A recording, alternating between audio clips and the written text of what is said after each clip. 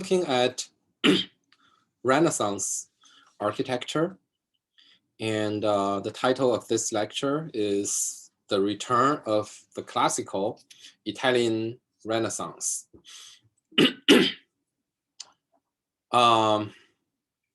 So obviously, suggested by the title, it's Renaissance architecture. Renaissance means revival, right?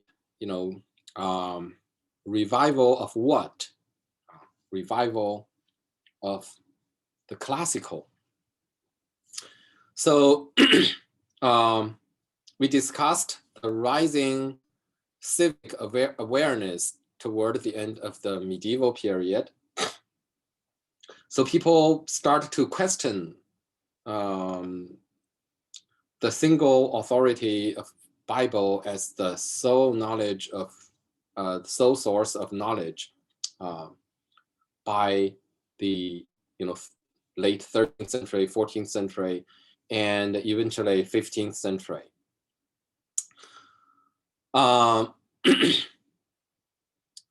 So also with more and more communication, there were greater awareness of the existence of the past glory before Christianity. And the Byzantine had been holding on the classical tradition all the time. So the influence of the Byzantine and classical world can be felt more and more as people communicate more and more. Another element is the Crusader movement, and also the conquest and the reconquest of the Muslim area by the Christians, Christian area by the Muslims. All those also created some kind of exchange. And during the medieval period, a lot of classical philosophy were preserved in Arabic language, while the Christian Europe had been discarding the pagan philosophy of Aristotle and Socrates and Plato. A lot of those works were translated into Arabic. In the 14th and 15th century, some of those were eventually lost in Latin, and they were translated back from the Arabic. So there was just a greater awareness of the richness of the past. There were more than Bible. Bible does not hold the entire truth for the entire world. There are something more. There's a greater and greater realization of that. Then comes the rejection of the medieval artistic element and growing interest in the natural world. The medieval artistic tradition was also focusing on the illustration of Bible, and the pictures were more to explain the meaning, to explain the text, to tell the story, rather than try to, or to express the emotion, rather than try to capture the truthful appearance of nature. Right? When that attitude changed, there were growing interest in just looking at nature with your fresh eye, not through the lens of Bible and not through the lens of Christianity. So all these built up to the revival of classical values, in particular, the growth of humanism. Now people realize, human had its dignity, and human also had its own understanding of the world. Maybe not necessarily, better than the divine vision through the Bible, but at least it is not insignificant. So people also notice that in the classical past, something that was called pagan, there was already very sophisticated discussion on human reason, on logic, and on the human body, not as a source of sin, but as a source of beauty. So artists and scholar, with that admiration, illustrate those classical works, like, you know, in this famous illustration by Leonardo of the Vitruvian 10 books on architecture, illuminating. Now here, once again, in the 15th century, human create those perfect shape of square and a circle. Not like in the divine city of God, that circle and a square came from those divine order, divine origin. Artists like Masaccio start to illustrate Jesus, God, Saint, and Mary, and the patron in a more naturalistic way, in the right proportion. And human figures were according to their actual size. You know, in the medieval period, an image like this, those patron figure would be tiny, and Jesus would be much bigger than other. The scale would following the hierarchical order, not natural order. But in this painting, in the early 15th century by Masaccio, the scale were following the natural order. Jesus' body is not significantly bigger than the rest.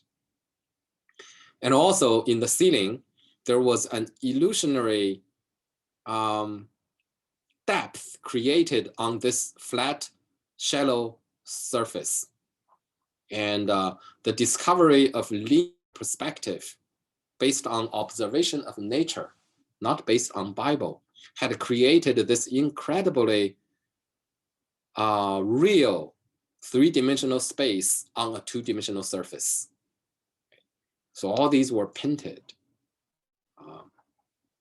So that was Renaissance, right? After that 1,000 year of medieval concentration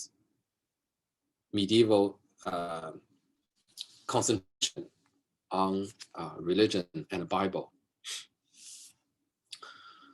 And that happened gradually, not suddenly, right? Happened gradually, not suddenly. People don't wake up in the morning of 1400 and say, ha, you know, we are in the age of Renaissance. It didn't happen that way. It's just gradually changed. To some extent, the late Gothic was already early or pre-Renaissance, right? But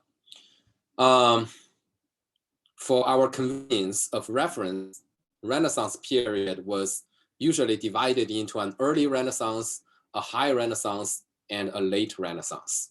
The early Renaissance referred to the early and the mid 15th century, represented by architects like Filippo Brunelleschi and Alberti, and the center of early Renaissance is in Florence. The Renaissance started in the city of Florence, and the city of Florence. And then the High Renaissance referred to period from late 15th century to early 16th century, represented by architect, for example, Bramante and Michelangelo, etc. And the center for High Renaissance is Rome, right? Center for High Renaissance, Rome.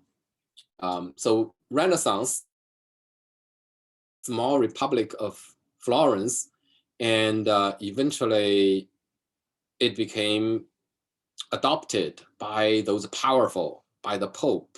The Pope got the Pope's sponsorship, partially because, you know, a Medici, who was the de facto ruler of Florence, coming from a very powerful banker family, and one of the family member from the Medici elite became a pope. So he brought that Renaissance to Rome, and from Rome, it got those divine sponsorship of the Pope. It was popularized and it became influential all over Europe. So that was the high Renaissance, the popularization of Renaissance style in Europe. And then the late Renaissance, also known as the Mannerism, the style of Mannerism in art and architecture, refer to the late 16th century. Gradually that Mannerism built up and into the Baroque of the 17th century. Right? So this is like a big framework for this kind of a architecture, art and architecture from the 1400 to 1700 during these 300 years.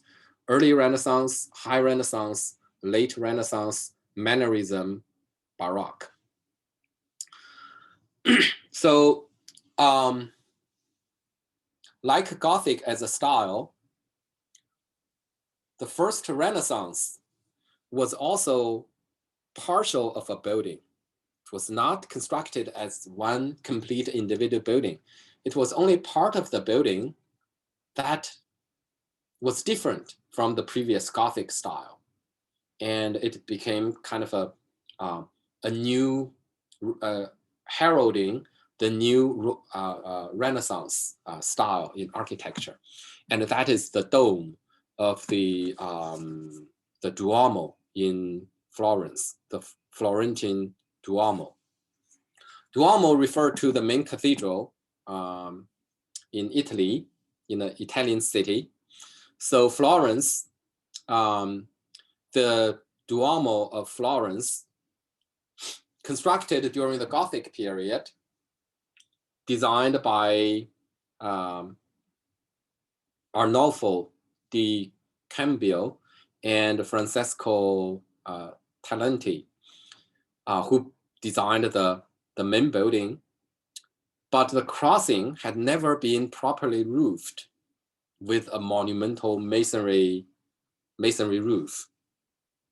So it remained empty. Part of the problem is it was too big.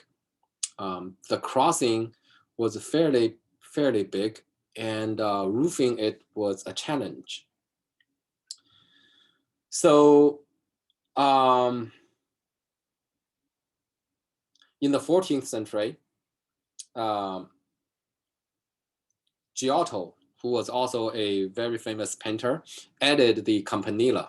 So that campanile was added in the 14th century. The main nave completed in the late 13th century. And then the dome finally was constructed in the early 15th century by Brunelleschi. Well, Brunelleschi constructed that dome in an utterly different fashion compared to the previous Gothic style. First, it was not a vertical spire. It didn't follow, the Englishman had the tradition of towering the crossing with a tall tower, constructing a tall tower rising from that crossing center. So here, Brunelleschi instead created a dome. And he created a dome, like what the ancient Romans did for Pantheon, use a dome to complete a centralized space. But he designed this dome deliberately as something that is meant to be visible. To be visible not only from afar, but also when you get close to it, you can still see the dome. So he put that dome on top of a high drum. So this is actually the first dome on a high drum. If you think about the Roman dome, the Pantheon, the dome was barely visible. You don't see that dome. It was not meant to be seen from outside. From outside for Pantheon, you were just meant to appreciate the Greek portal. But this one is different. The dome was very self-consciously designed and decorated from exterior, and also a finale was put on top of it. That is called the lantern pavilion, right? So there is a lantern pavilion. So this is the very first dome that you can see from the ground, and the very first dome that is designed as a part of a proper architectural image from exterior. The Gothic architecture didn't have that. If you think about Gothic architecture, you basically visualize a facade. That is the West work, right? It's a facade. You don't come up with an image of the roof. The roof is insignificant, right? The roof is hidden behind the parapet, behind the wall, behind the facade. The roof is not shown, not meant to be appreciated, not meant to be seen as part of the beautiful exterior image of architecture. But here, this roof is. Its color, its decoration, its form, everything is designed and for appreciation. And then the lantern pavilion is put on top to finalize it. In history, a lot of things seems not so unusual. That is because it is so unsuccessful, a lot of people copy it.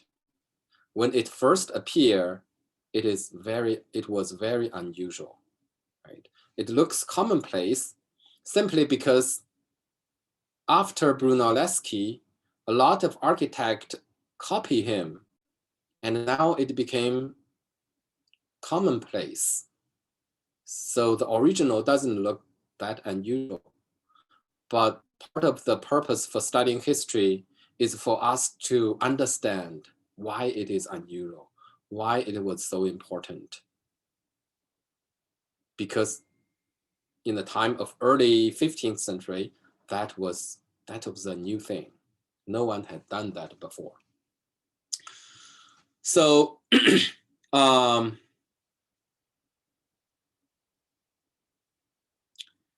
he did this in an utterly different manner compared to the immediate Gothic past. First, there's no flying buttresses, right? There's no flying buttresses from outside. There's no kind of vertical spires as so popular in the 13th century. Rather, it has the classical geometry with circle, domical shape, and it also has a clarity. The question was put for the architect, whether to create it as a, in a Latin cross plan or concentric plan. Brunelleschi's solution is kind of somewhere in between. The dome was large enough to create a sense of centralized interior, but it is also obviously part of the Latin cross, working with the original plan of the kind of Gothic church. So part of the reason why he was so successful in creating a tall dome covering a very wide span was actually because he adopted the structural knowledge from Gothic architecture and give it a classical dress. He constructed ribs to create a supporting framework for the dome, and that it was very Gothic. That rib is visible from outside as well. So you can see clearly, there is a balloon-like or a kind of a lantern-like structure with those ribs from outside. And then the majority of the roof material are membranes, are the surfaces just covering that, filling that space. So he used those rib structure, 8 giant ribs, support the lantern pavilion on the top, and then the rest of them are just filling in the space. And he also created a double shell structure.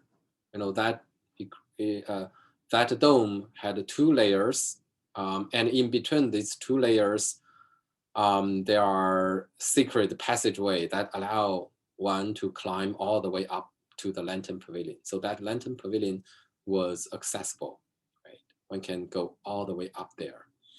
And the windows coming from that space would shed light on the oculus and illuminate the interior, creating that kind of a interesting light effect from above. So that is also an innovation, because we know Pantheon has an uncovered oculus, and the rain can shower down from that oculus to the floor.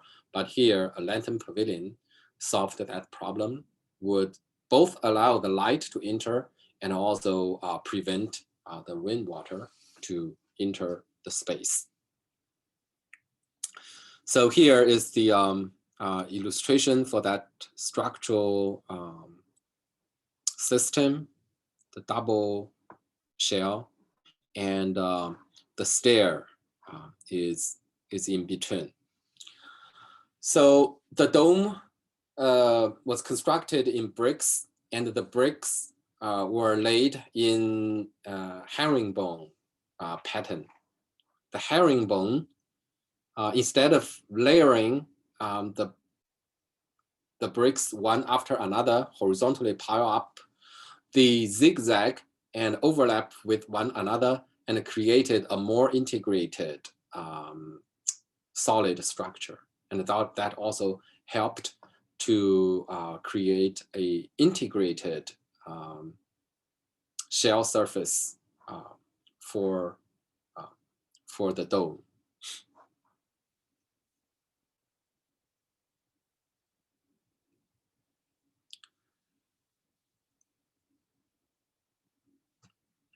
So there's no flying buttresses because the relative lightness of the roof, the buttress can be integrated with the wall. So you just need to strengthen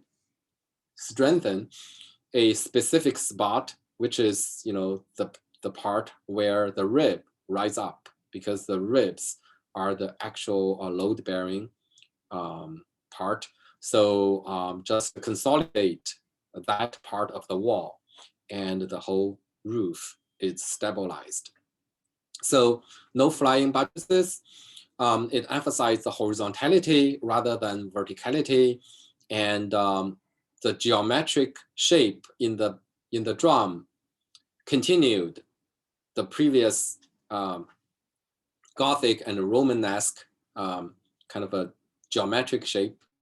It also fit better into the kind of a classical atmosphere created by this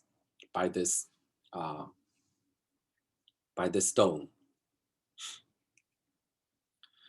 Brunelleschi designed other architectural projects in the early 15th century, and they all demonstrated the new preference for classical, and some of them deliberately copied classical forms and proportion, and in contrast to the immediate Gothic past. So this is the Foundling Hospital. Foundling Hospital is basically an orphanage. It actually also has a door that, if someone has a baby who didn't want to, has a baby to abandon, they can just safely deposit it at the window. So this is also, in terms of function, it also expresses the spirit of the Renaissance period, the humanistic care, the care for humanity.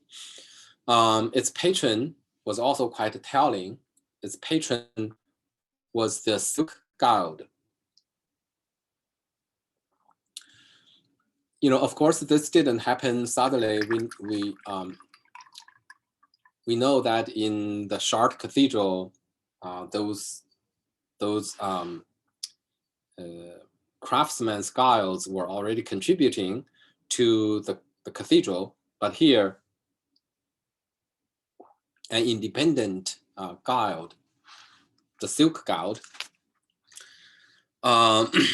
sponsored this orphanage, and it was constructed like a classical residence with a peristyle courtyard, right? So there's a peristyle courtyard.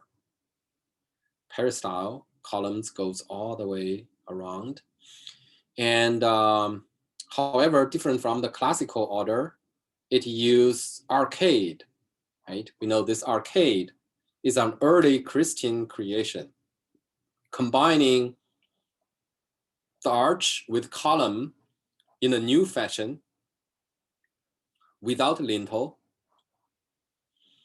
And but here, it was reinterpreted as a classical motif. Although, in classical architecture, you never see such a combination of arch with capital with column. But here, columns are authentic Ionic columns, and the arches are semicircular geometric arches, like what the Romans would do. And then each bay in the colonnade use groin vault, right? So it's groin vault. So all these architectural elements are classical. There's no ribs from the Gothic, so it's all classical. And it also used proportion, used circle and square, but now circle and square is more understood as coming from humanity, as in the classical tradition. So we have this square proportion, the height of the column equals the span of the bay. And also on the upper floor, we have circle and a square as decoration. On the floor of Pantheon, we find the same pattern covering the floor. So classical came back, right? Classical came back. And this is the main facade along the street. That facade.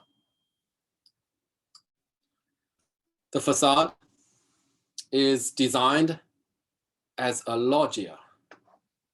Loggia is basically an open porch, often combined with a square or a garden. It provided that space that is making transition between closed interior and open exterior. So you can call it the gray space. It is not black and it's not white, it's gray, because it's somewhere in between the interior and exterior. And it was meant for the appreciation and communication between interior and exterior. And it also featured columns and also arches. So this is a loggia. And the loggia,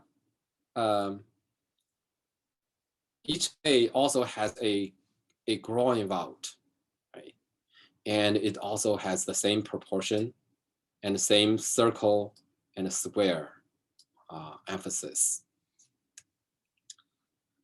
At the end of the loggia, there is a window where someone can put a baby on a rotating table and roll it to the inside. So it's a Christian charity, but sponsored not by the church, but by a business guild for humanistic concern, right? So everything here exemplifies the new time spirit of the Renaissance age.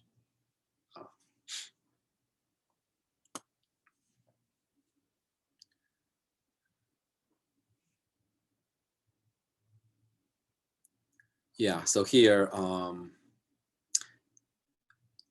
yeah, I think I made a mistake. So here, for each of the bay, the ceiling is not, it's not a drawing vault, it's a domico, right? It's a dome.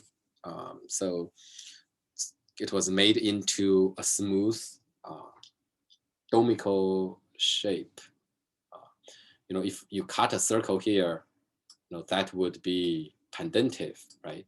But here it's all just a domico shape. It's like, you know, for the construction of a pendentive using watermelon, you just do not do the 5th cut, just do 4 cuts, and you got this domico ceiling, right? So this is not growing vault, it's domico ceiling. Use arches. It has pediments. It also has entablature. You know, like here, this pediments, and here the entablature. Using a frieze architrave, right? And all these are classical architectural element, right? But now they are freely recomposed. Now the pediment, instead of covering a whole building, it is just a decorative element over the window, right? And these pediment, these entablature also had no practical function. It is just a decoration on the wall. But the adoption of these classical element for new decoration and recomposition express the new desire for the revival of the classical past. Now the medieval fashion has passed.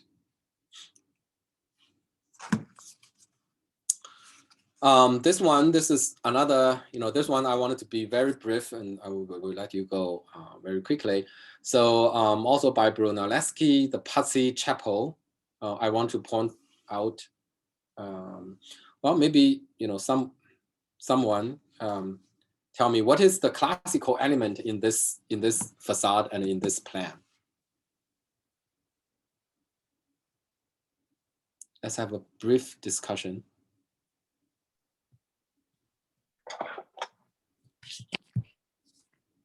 Like a lot of the classical buildings in Greece, it has the columns at the front, and then the entrance to the actual, I suppose, the actual part of the building that is of some sort of use, is like past that first like column fronted section in a way. Okay. If that makes any sense. Like you have the columns and then you have the rest of the building.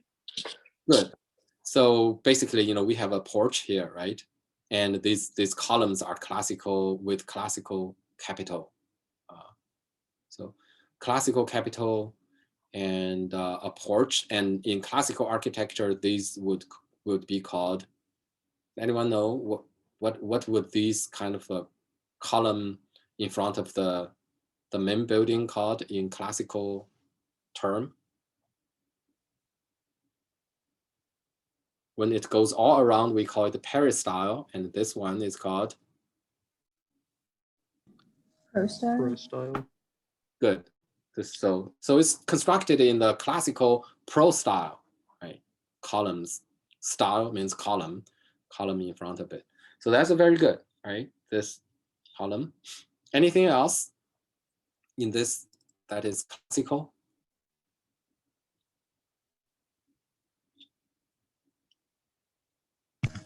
The front kind of looks like a Roman military arch, or the triumphal arch. That's an excellent observation. So this part looks almost like a triumphal arch. That's an excellent observation. Anything else?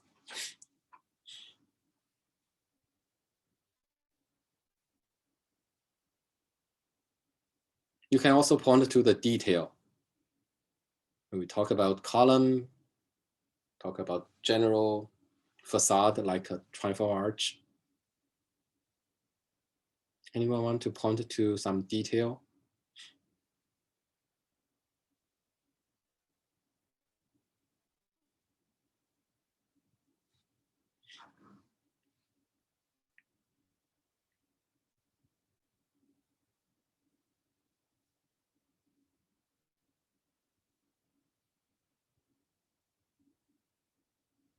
How is the arch classical, not Gothic?